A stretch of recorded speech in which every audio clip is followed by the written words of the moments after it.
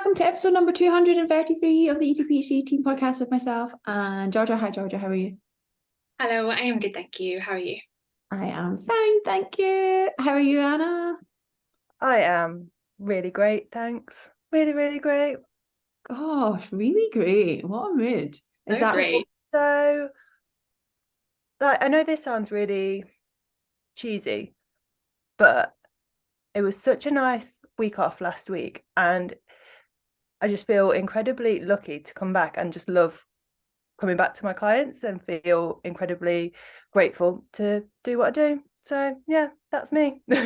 That's so nice. I actually yesterday said this to Emma on the EIQ Live of like, we got onto the live and I said, I'm so grateful to have a job that lifts me up, like that I feel like is my purpose. I heard this thing from Will Smith this morning. So if you read my emails, you'll know that I've been quoting Will Smith a little bit because I got sucked into his autobiography. I wonder if I can find this online so I can tell you guys it.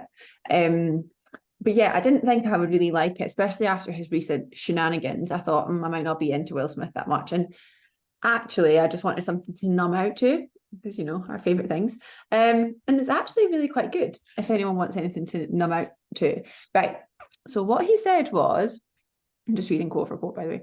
Purpose and desire can seem similar, but they are very different, sometimes even opposing forces. Desire is personal, narrow, and pointed, and tends towards self-preservation, self-gratification, and short-term gains and pleasures.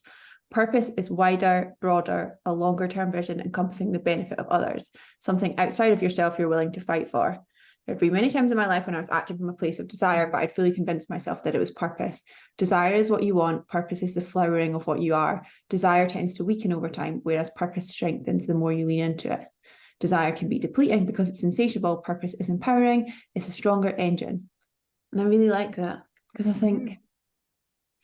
wonder how many people are like, oh, it's my purpose. But it's like, is this your purpose or is it just because something that you want? And there's nothing wrong with acting in line with what you want. But I do feel like personally, I feel like my job is my purpose, and it's quite.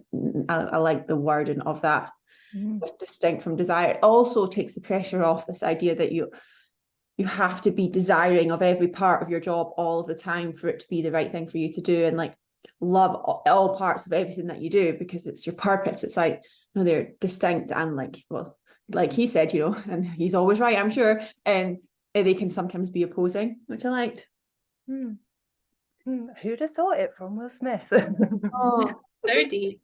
I know, it's an interesting book. Like, I mean, it is just literally about his life, and I'm not that bothered about his life, but it turns out I quite like it. So I'll take the win.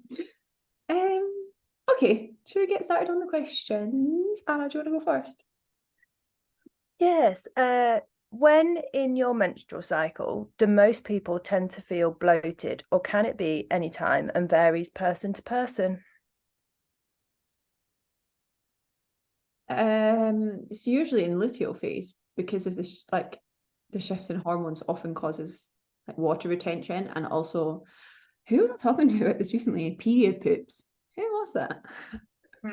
Anyway, like you may well experience period poops or period constipation. There's certain release of certain hormones and like inflammatory cytokines, etc., at certain times of your month.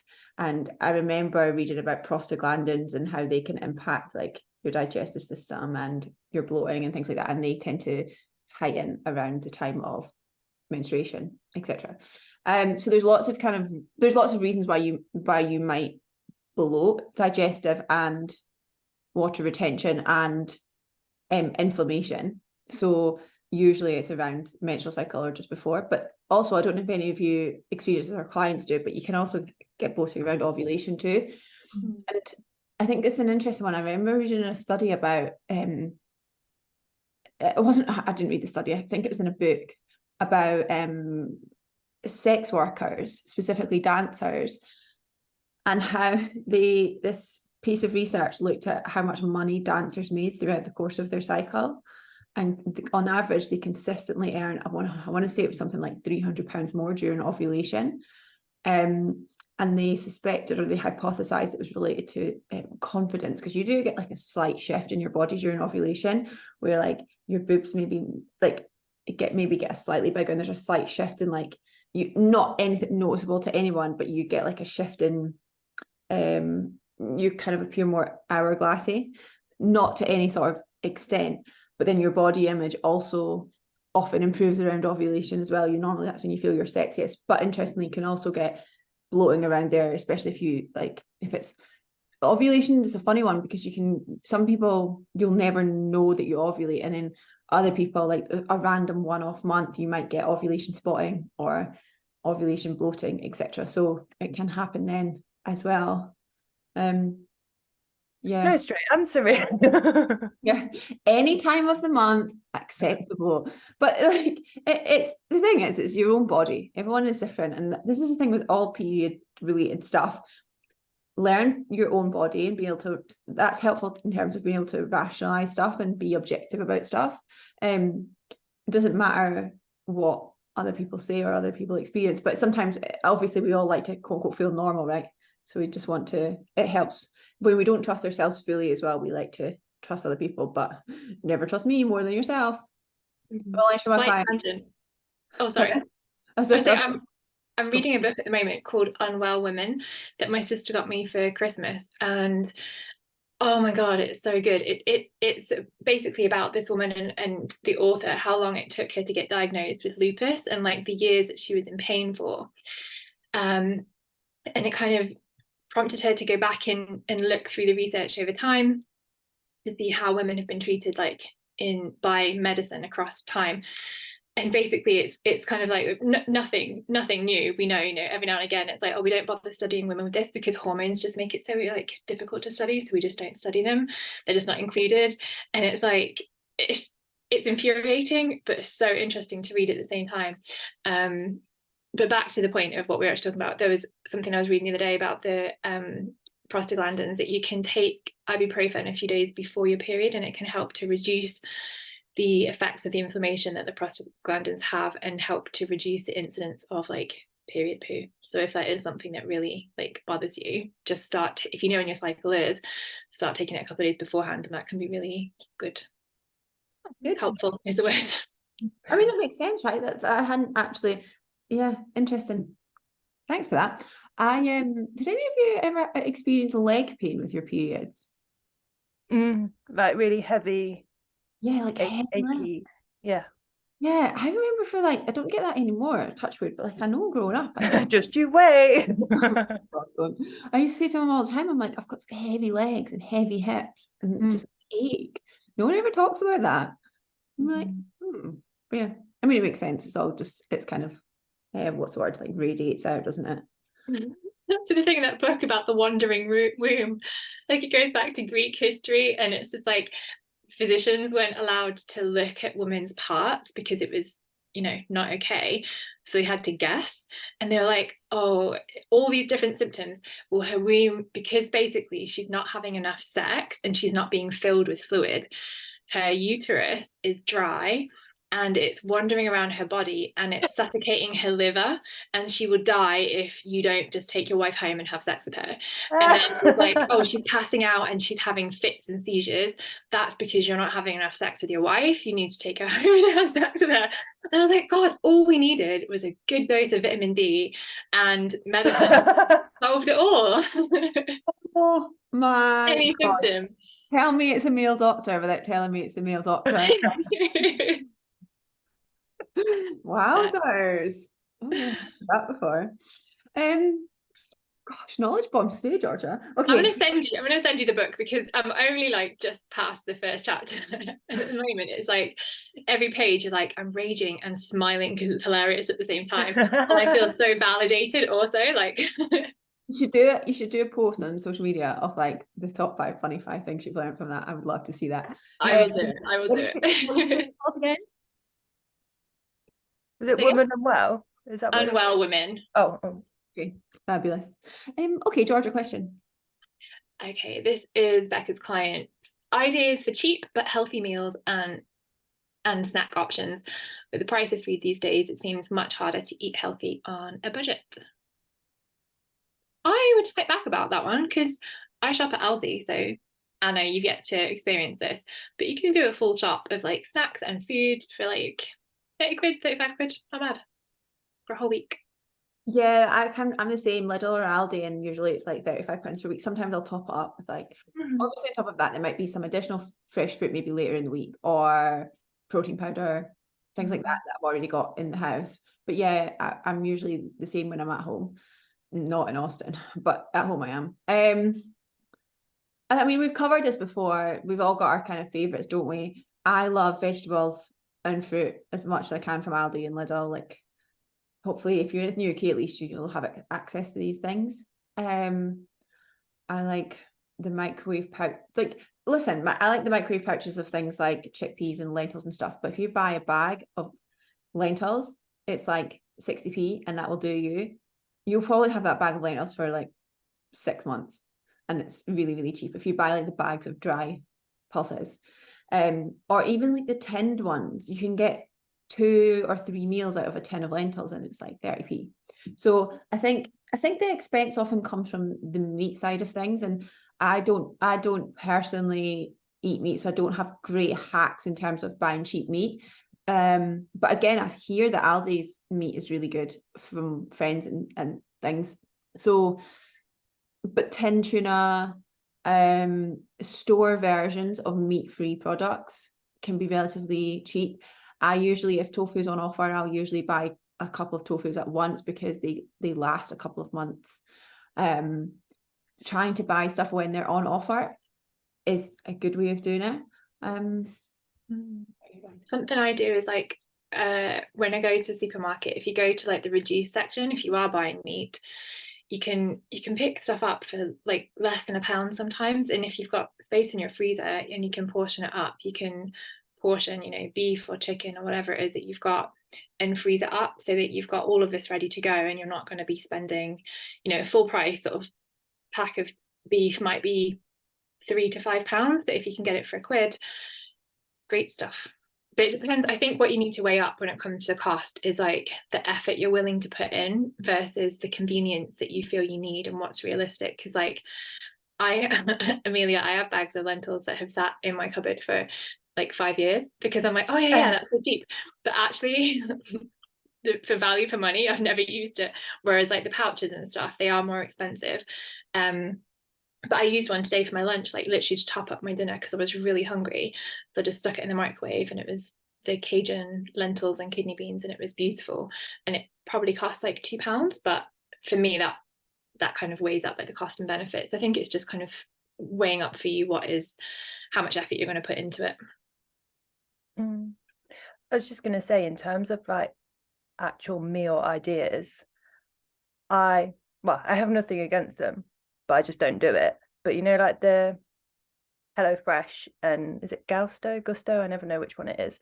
Yeah, but you can get all the recipes online, and then I just swap out, like if it's a meat one, I'll just swap out for beans, lentils, anything like that, and it works out quite cheap, and they're full of veggies and they're really delicious. So I'm not very adventurous when I cook, but that might be an option. And you can weigh up as well. You can make any swaps that you want if you need to kind of bring the cost down of things. And places like Home Bargain, what's the other one, B&M, they sell food as well, and they do things like their own kind of version of naked bars, and they're quite cheap and they're really delicious, and it's the same ingredients as well. So yeah, it's worth kind of doing a bit of a shop here and there and picking up in bulk if it's something that you want to top up on, I think. Yeah, they're also doing cheaper protein bars, those types of shops. Being in your 30s is getting excited about having time to go to 2 different, I was going to say grocery stores, to buy the cheap versions of the different things that you need. Like, that is such a thrill. I look forward to doing that when I come home. A lot of joy. Anna, yeah. we need to take you to Aldi and Lidl one day. Just like, we'll go when it's really quiet and it's not busy. And like, I'm already like, we'll just treat you to it. No, I'm not there yet, Georgia. Not quite yet. Not quite yet. One day. Okay, my client, PMS and regulating hunger, energy, body image, and all those fun things.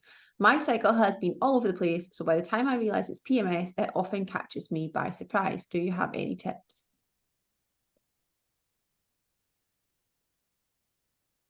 I mean, I think obviously it is a little bit more difficult if your cycles are a little bit irregular at the moment, but I would still kind of treat it as I would any other day. Like if I was having a hungry day, honor it. If I'm having a difficult body image day, okay, well, what do I need to do to support me, rather than kind of thinking, oh crap, I'm caught out, it's now PMS week. Like just take each day as it comes, rather than trying to almost pre-plan it. I mean, like Georgia was saying, great if you can, but equally, let's be honest, we always get caught out with cycles anyway, occasionally. So I think in that sense, it is just taking it each day as it comes, and knowing that you have the tools to support you if it is a hungry day or whatever else is going on for you. I think we always kind of want to kind of rationalize things and be objective, and it is important to be objective, but I think sometimes there's no reason that you're hungrier. Sometimes, like, it might be sleep, it might be hormones, it might be that you've been for more walking, etc., etc. There's lots of things that it could be, but you don't always have to know the reason to be able to sit with and honor that. And I think that's kind of the next step. So this person's done some incredible work on a relationship with food, and it's like she's kind of in a really good place with it. So it's like the next step is saying, okay, well, I don't need a reason.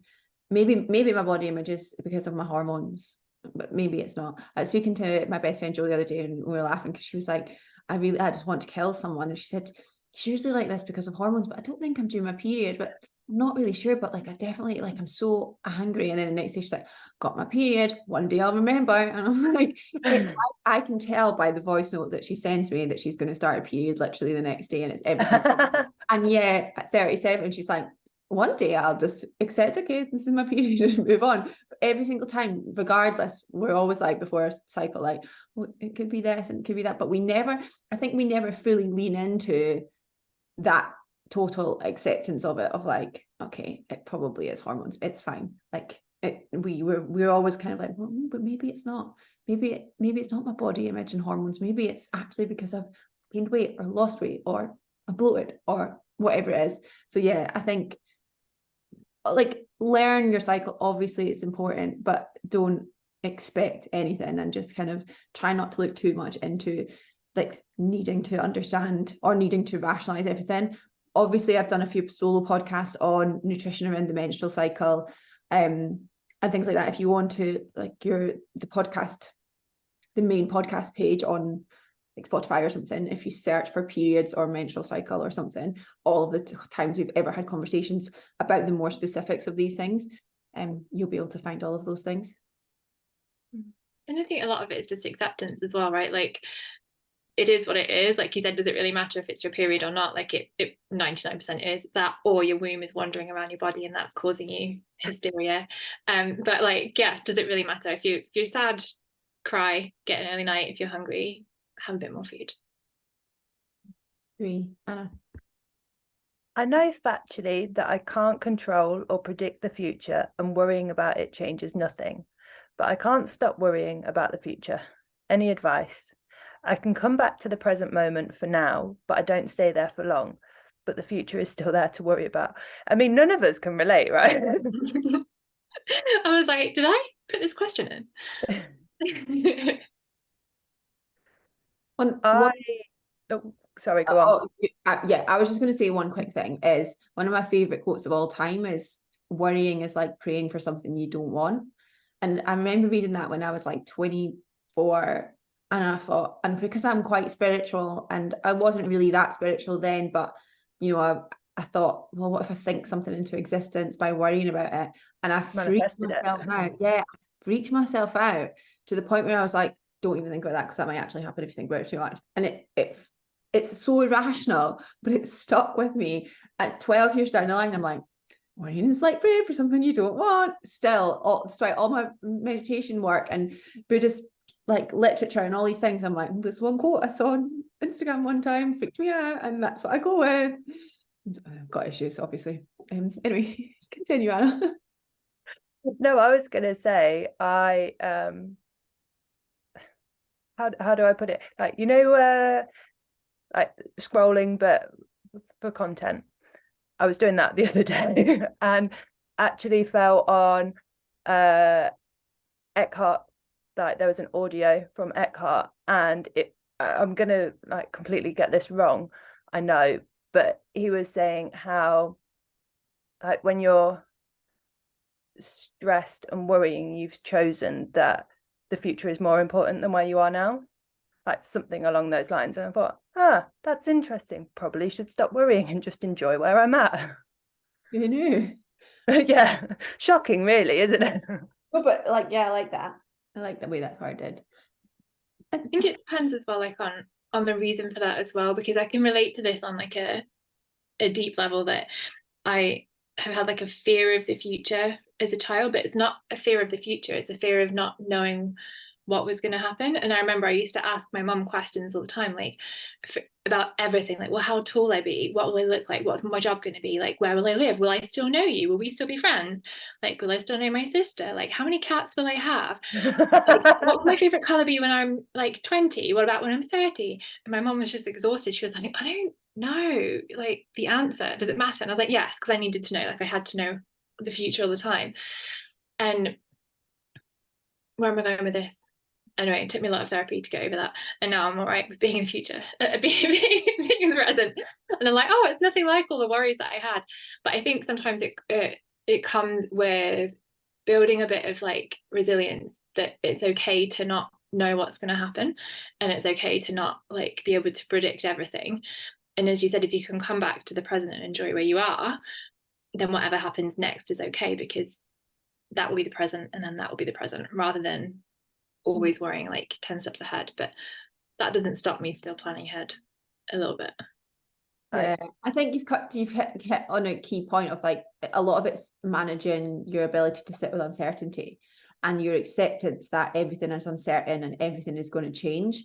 And the sooner you can get to this place where you go, okay, well, accept I've got no control over anything outside of myself, and all I can do is control myself. And I don't mean that in an unhealthy way, but I mean control my choices, make my choices. And even then, you could wake up tomorrow and things could change again. Like, but accepting that is really helpful to help you live in the present, because I watched this TikTok yesterday, and it was actually quite sad, but it was a man who was talking about how he had just had his second baby, and the second baby was really, really difficult. And it was causing strain with him and his wife, and he went to work and they hadn't made up from the night before, and he was speaking to a guy at his work, and he said, oh, it's fine, like, I'll go home and we'll resolve it when I get back. And the man at work said, like, who told you that? And he's like, who told me what? He said, who told you that you'll go home after work? And then he was like, oh, like, it's never guaranteed. And the point of that was really like, you just don't know you can't predict anything. Like, you have no idea what's going to happen in the next hour, let alone the next day, the next week. And you worrying is your way of trying to seek some semblance of control. But the longer you try and seek something that is impossible to get, you're just causing more and more suffering for yourself. This Buddhist principle that I've spoken about quite a lot of, like, pain is inevitable, suffering is a choice, is something that I definitely am aware of at the moment, of trying to find this balance between, like, okay, where's denial and where's choosing suffering over something. Like, there's a fine line, right? But with worrying, it's a similar sort of thing of like, guess what, things are going to go wrong, guess what, things are going to be really, really hard. It's up to you whether you suffer in that and worry about that, or you don't, and you accept that when it comes. And I'm not saying by any means that that's easy, and I definitely know it's not easy, but this is the only chance you get to live today. And like that quote you were saying, Anna, is kind of like, well, it's a choice to throw away today to worry about something that you don't even know is going to happen. Like, that's a really, I totally get it, but it's not the healthiest probably place for you to be in day to day, and it's not somewhere you want to really be in day to day, right? If you haven't read 4,000 Weeks, I know I used to talk about the book all the time, but he does talk a lot about acceptance of all of these things, of like, you're never going to get to do everything you want to do in the world. You're going to be heartbroken. Like, you're never going to finish your to-do list, all of these things. And the stress comes from worrying about it, not from the reality of it. Because guess what? You've made it through 100% of your worst days, and you'll continue to make it through until one day you don't. And hopefully that day is when you're 150, but you just don't know. So it's like, accept that you'll be fine. Again, there's this quote from the dating expert that's like, someone said, that's the dating expert, Matthew Hussey, right? They said, how can I trust my partner never to cheat again? And they said, well, you can, but you can trust that you'll be okay if they do. And it's the same with any other part of life. You can't trust that everything's going to be okay, but you can trust that you'll make it through regardless. And so then once you accept that, doesn't mean it's going to be enjoyable, but you can still sit with it, I think, a little bit easier and not worry so much. I wonder if that comes with experience as well. You know, like when you've gone through enough, you get enough experience and trust that I can go through those things and always survive it, because we always think, oh, this will, like, the end of this relationship will be the end of me. And it's like, well, actually, I've had lots of other relationships beforehand, and every time it was painful, but every time I've been completely fine afterwards. And I don't know, like, I wonder if you almost need to build up that evidence and experience to kind of prove to yourself like that you can get through all of those things. Yeah, you're so right. So just get older. That helps. Mm-hmm. Just keep going. Trauma. Okay, Georgia. This is Becca's client. How is the best way to address a work colleague who is negative about their body, to the point where it's a cause for concern? My work aren't so understanding about all of this, but any advice to a gentle conversation with them would be super appreciated.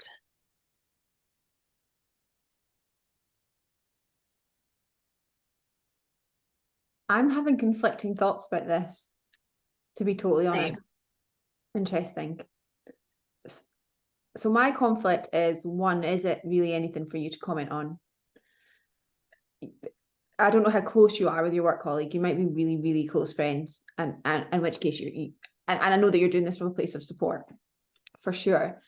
I think sometimes when you're going through your own stuff, you can A, see it more in other people, but B, sometimes project it onto other people too. And I know that in the past, like when I had my own struggles with my relationship with food, I would sometimes look at other people and think, they must have issues with food because they're doing X, Y, and Z. And maybe they did, and maybe they didn't. It wasn't really my place to say or to think, right? But at that time, when I was so obsessed with all of that stuff, it showed up in how I looked at other people or thought about other people, wrongly so. And so just be mindful of, like, you see through things through your lens, one, of having done all of this incredible work with Becca and being really aware of these things, which is incredible, but two, also having your own struggles potentially, and maybe seeing things more or less than like what is actually there. So it's one thing to be just a little bit mindful of, but then I don't know if it's really your place to say. Only you will know that. And if it is your place to say, then great, and you've got that close connection. Had I thought that about anybody that I worked with in the past, like in an office or anything, in fact, even as us as a team, if I thought that, let's say, Georgia, if I felt like you were struggling with something, and I don't know, like some action that you performed made me think that, I still don't think I would approach it with you other than I would say, I'm just checking in that everything's okay. I'm here if you need anything. And that would still be the extent of it, because you don't know what someone else is going through. Like, this person may be going through their own journey with this, and you kind of putting your foot in might not necessarily be helpful, but making someone aware that, like, you can hold space for this, and maybe talking about your own stuff. So again, in our situation, if it was you, Georgia, I would know that we have these conversations, so you would know that we could have these conversations, right? But maybe in an office environment, maybe you want to share about your own stuff and be like, oh, I'm doing this really cool work with Becca, we've been talking about X, Y, and Z, and sharing a little bit that you feel comfortable with of your own story and being a little bit vulnerable says, I'm willing to talk about this stuff, this is what I'm doing. If that rings true to you, then you can talk to me, but you're not saying that, you're just kind of opening up the conversation. So I would maybe take it in that direction. Yeah, I have nothing more to add. I'm afraid.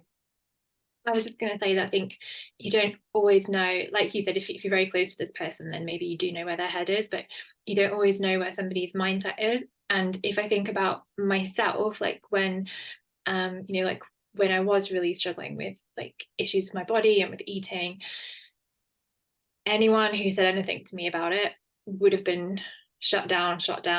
and they would have been wrong, even though I knew they were right. I wasn't interested in kind of talking about it. It needed to come from me. It needed me to be ready to say, okay, I need to talk to somebody about this, and I want to get help and support here, which is why it's really tough when you're watching someone that you care about, knowing that they actually could really do with some support, but maybe also kind of recognizing that they're not in the place where they're ready for that yet. So I think sometimes it's kind of gauging not just where you are and how ready you are for everything, which is amazing, but also how kind of prepared they might be to receive any kind of openness to conversation just yet. Agree. Ooh. Okay.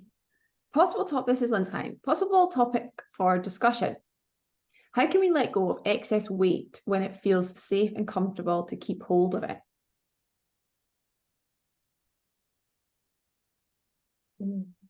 This is a good question. And this actually has come up with a couple of my clients recently. And we had to kind of really, really explore like what was happening for them in terms of like what was safe and comforting about keeping their body as it was, even though they also wanted to change it for health reasons. You know, like fat loss was really important for their health conditions, for their body. And in these examples that come to mind for me at the moment, it actually came down to the fact that there was a sense of unworthiness of love, and to lose that weight would open them back up again to putting themselves out there, to making new friends, to dating. And the more we discussed this, the more that it came to light that actually in the past there have been some really uncomfortable breakups following some really unpleasant relationships, and they just had used their weight as a bit of a defense mechanism to not be dating, because it's easier to say, well, I can't date like this and no one will find me attractive, and actually to use that as a bit of a barrier to kind of prevent the heartache and the heartbreak that can potentially come with relationships not working out, or being in a relationship that doesn't make you feel good. So I'm not really answering your question here, other than to say the weight loss is kind of the outcome, but you need to look at what is safe and comfortable about holding on to the weight at the moment, because it's obviously serving a purpose for you. So it's kind of getting to explore that a little bit. Sorry. Was that a yawn or a sneeze? It was a yawn and I'm hiccuping at the same time. And it wasn't because you have a great answer to your question. I just didn't sleep very well. Sorry to bore you. It's a great question. I was actually thinking earlier how funny you were today. So you're definitely not boring me. This is the me problem, as usual. I think you've touched on a good point. Like one of the best behavior change questions that people forget. People always say, where do you want to be in 6 months? Where do you want to be in a year? Like, what are your goals? What does it feel like to look, blah, blah, blah. And it's like, okay, but let's flip this on its head. What's the benefit of staying where you are? Ask yourself, what's the benefit of staying where I am? But then to support yourself in change, it's like, okay, well, what is the risk of staying where I am? Because you need to recognize both sides of things, and then thinking about your future self of like, how will it feel if I'm in a different situation? And in this situation, you know, if I've lost body fat, what will that look like? What will that feel like, etc. And there's so many reasons that you might feel safe in a larger body. I remember reading something years ago about, you know, sometimes young girls feel when they become kind of sexualized, you know, when we hit puberty and we start getting white van men and, you know, God forbid anything worse, some people will gain body fat to try and keep themselves safe from these unwanted advances, and again, you know, this could escalate. And so it feels safe to be in a larger body because it's like physical protection in some way, and vice versa. Sometimes girls will try and keep themselves small to avoid becoming hypersexualized because of the fear of that. So there's that aspect. And then things like if it's become your identity, if you feel that you have adopted this personality that is associated with your body in some way, or you feel that maybe you met your partner when you were in the body that you're in, or you made your connections with friends when you're in this body, your job, whatever it is, do you associate who you are as a person with your body? And it feels safe to you, because if you change your body, then maybe you're going to change yourself, and you don't want to change yourself. You're not, because you are your soul. You are not your body. You are not all of these other external things. You are the person inside. You are the energy. You are the light. But if you're not on a kind of that kind of spiritual or self-awareness path, which you are because you're working with Lynn, then you maybe haven't considered yourself aside from all of these things. So checking in with that, I think, is quite helpful. Okay, go Anna. Back to me. It's not very on it today, am I? Do you think that counting your days of being binge free is helpful, and or labeling your eating behavior about binge or an overeating session, or does it perpetuate shame? What was the second part about labeling? Labeling your eating behavior about binge or an overeating session, or does it perpetuate shame? I think you can label a behavior without labeling yourself as well. I think that's good to recognize. And it actually just kind of like on that, when we're talking about, I was being good or I was being bad. No, like I behaved in this way and that felt good to me, or I behaved in that way and it felt bad to me. You're always kind of labeling the behavior, like when you hear people say to kids like, oh, you're such a good girl for like doing this, where actually you're then kind of implying that they're a bad girl if they don't do that. You can actually kind of say, okay, that was a really kind thing to do, thank you. And then you're labeling the behavior, you're commenting on the behavior, not on the person. So I don't know that it's unhelpful to label behavior, as long as you're not saying like, I'm binging or I'm binge free. You could say, I recognize that I haven't experienced binge eating for a while, or that overeating isn't a behavior that I've noticed in myself for a while. Like I think that can be quite a helpful reframe, because also if that's something that you are working on, then it's great to celebrate when you notice that actually it has been a month or 2 months since that's actually happened for me. That's great. Like that's progress. You want to be able to celebrate that. Yeah. And you're not identifying with it, like you said, like that's the epitome of it, of like not identifying with that, your behaviors or your feelings. I'm not anxious, I feel anxious, all of that sort of stuff. It's coming back to the question of like, you are you're not your feelings or your behaviors. Sorry, Hannah. No, do you remember a few years ago how that was a thing? Like lots of people were counting the binge-free days. And for me, it didn't sit right, because I always felt like, obviously, we often talk about how we expect these days to happen because they give us an opportunity to learn. And I think if you are counting the days in which you've been binge free, and then you do have a binge episode or an overeating episode, it kind of falls back into that all or nothing, I failed, the guilt, the shame type feelings.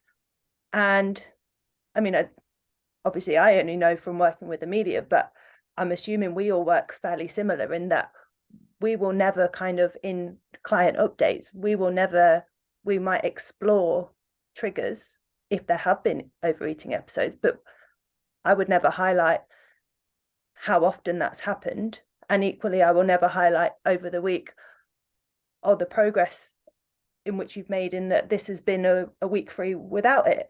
It's more so coming often from the clients in that, do you know what, it's been a month and I hadn't even realized that I haven't done it, because my life is so much fuller now away from food. So yeah, I personally, for me, I don't think it's a helpful thing to do.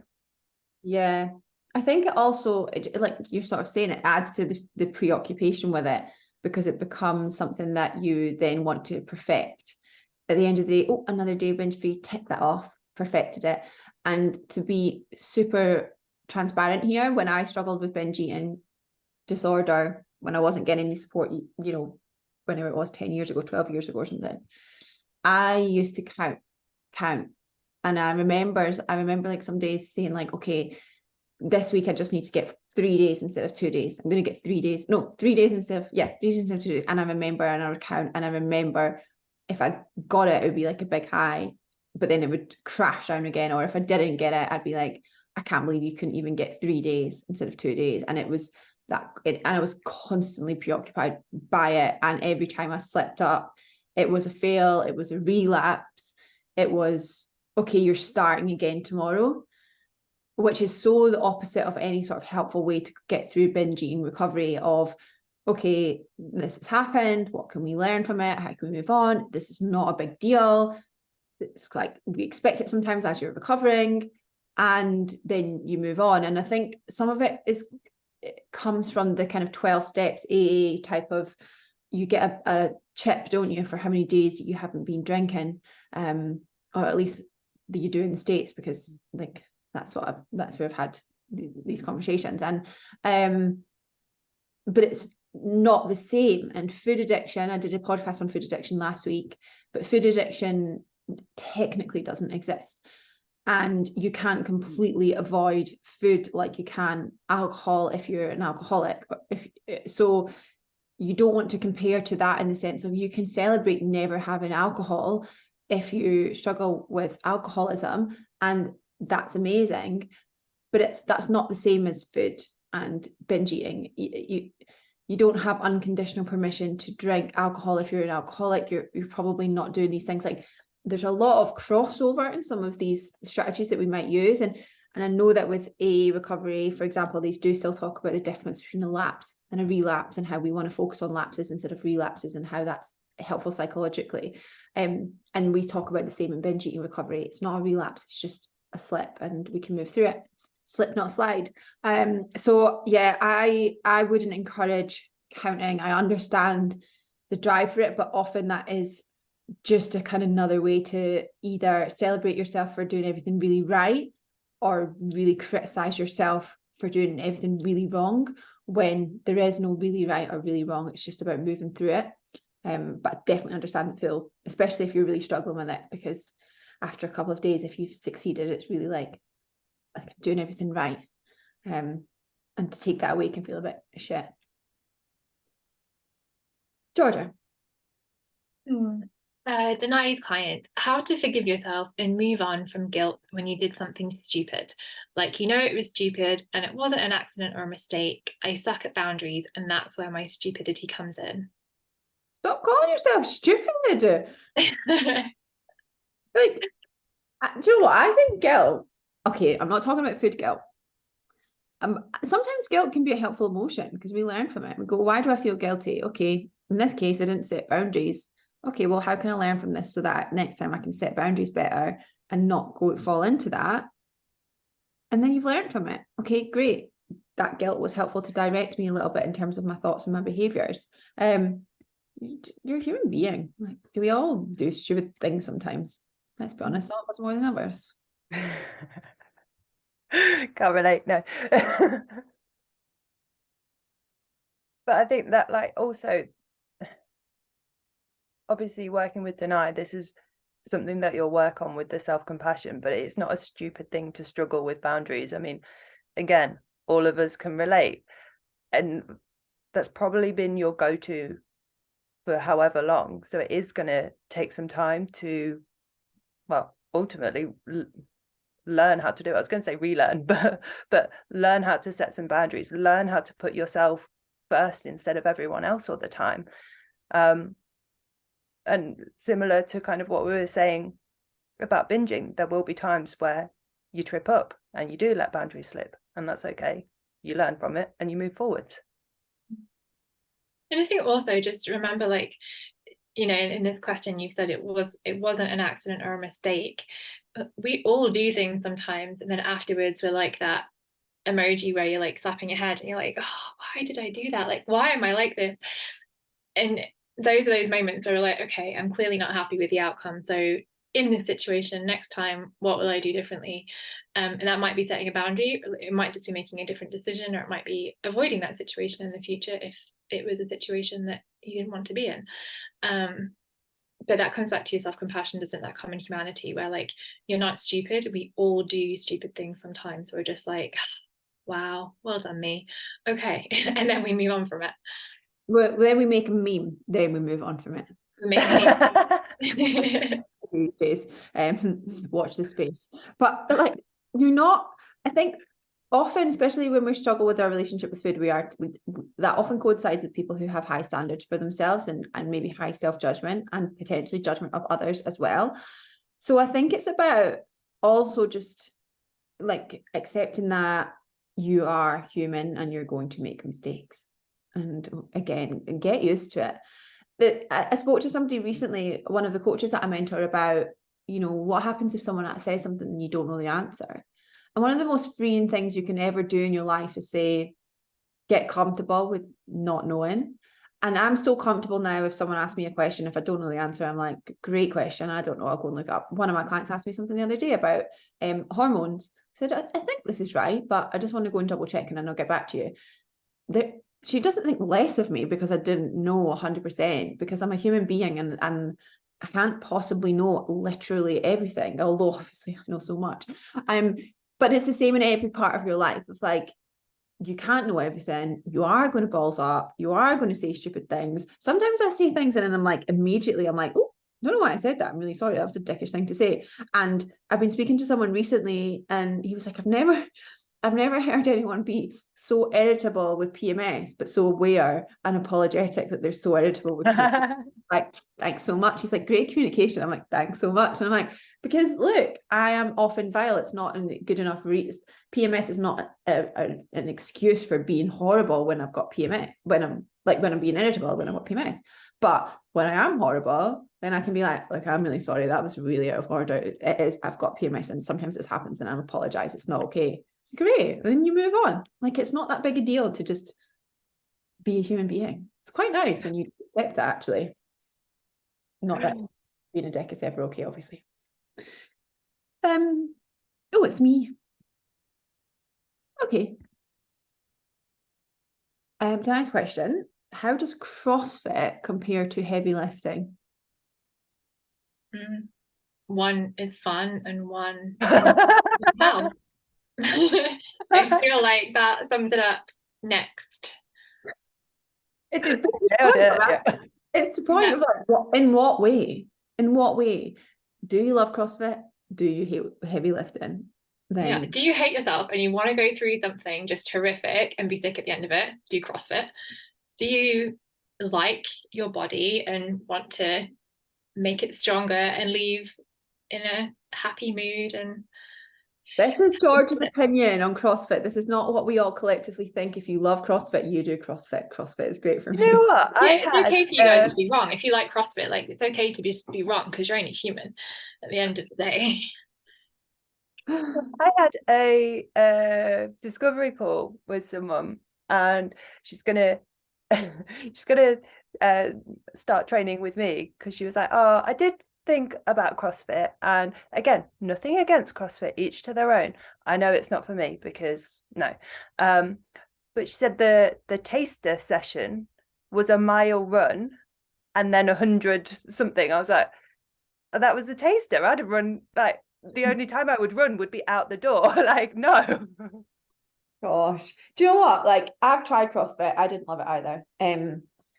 But again, like, that's because we personally all don't like it.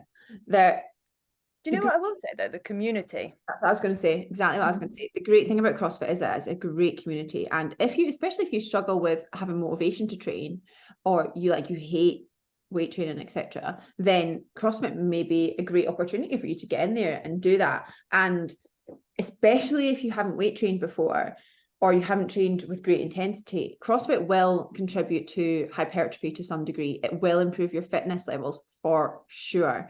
If someone was asking me what's the best way to grow muscle, then my answer would be resistance training and protein intake and calorie intake, not CrossFit.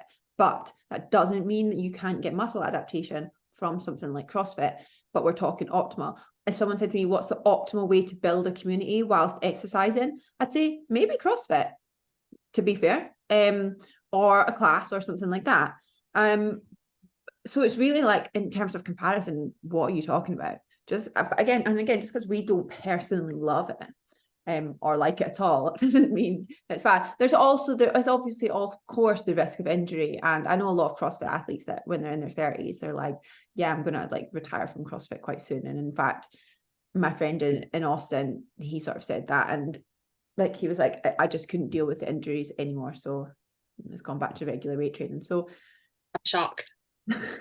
If you love it, like, great, and good for you, like, zero judgment, but it's optimal for some parts, but resistance training is always optimal in terms of muscle mass, at least.